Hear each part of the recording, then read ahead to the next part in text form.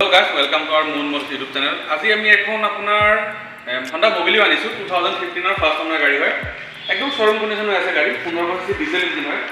আপোনাৰ ফ্ৰন্ট লুকটো দেখাই দিব পাৰে একদম টিপ-টপ কন্ডিশন হৈ আছে আপোনাৰ প্ৰজেক্টৰ হেডলাম্প পাই যাব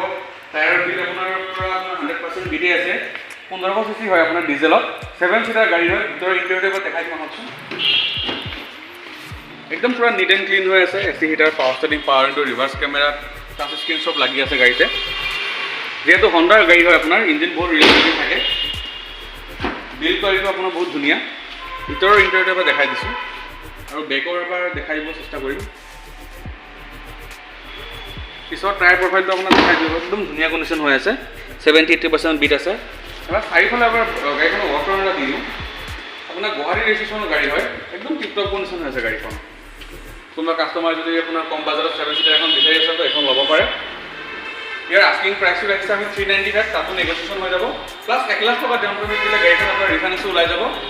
কাষ্টমাৰ প্ৰফাইল ভাল থাকিলে তাতকৈ আমি চেষ্টা কৰিম কমতো ৰিফাইনেন্স ওলাই দিব কাৰণে